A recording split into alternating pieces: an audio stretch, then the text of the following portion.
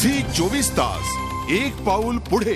सिंधुदुर्ग जिल्ह्यातल्या माणगावमध्ये यक्षिणी देवीचं जैनकालीन मंदिर आहे। सह्याद्रीच्या पायथ्याशी बसलेलं हे मंदिर भक्तांचं माहेरघर आहे। पाहुयात यक्षिणी देवीचा महिमा।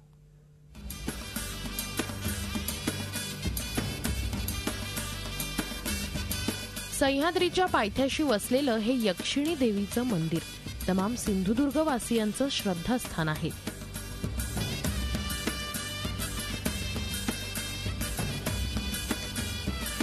मंदिरात भक्तांची विशेषतः महिलांची संख्या लक्षणीय असते।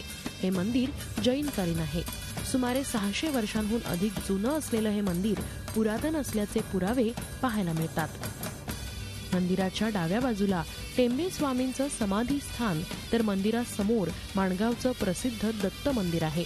मंदिराची भव्यता डोळे दिपून टाकणारी आहे।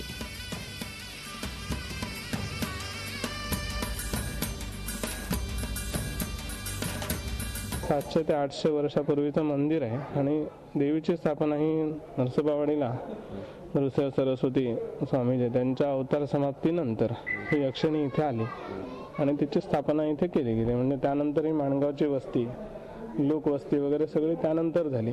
त्यापूर्वी असं गावामध्ये एवढी वस्ती वगैरे नव्हती, त्यामुळे ग्रामदेवता म्हणून नंतर इथे ती स्थानापन्न झाली। विष्णू शेषशाही मूर्ती आहे आणि त्यानंतर वरच्या बाजूला त्याचे दशावतार, म्हणजे आता सध्या 9 अवतारापर्यंत जे दशावतार म्हणतात ते दशावतार आहेत।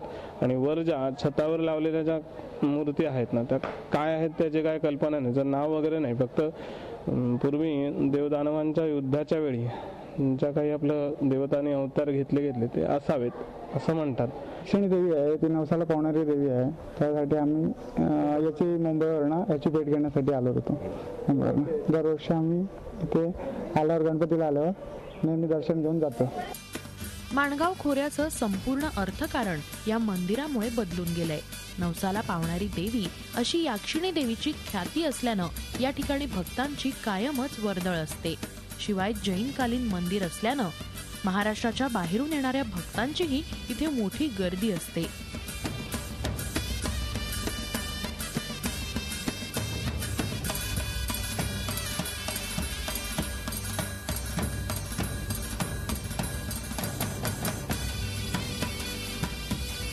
झी 24 ताससाठी सिंधुदुर्गहून विकास गावकरसह ब्युरो रिपोर्ट, मुंबई। झी 24 तास एक पाऊल पुढे।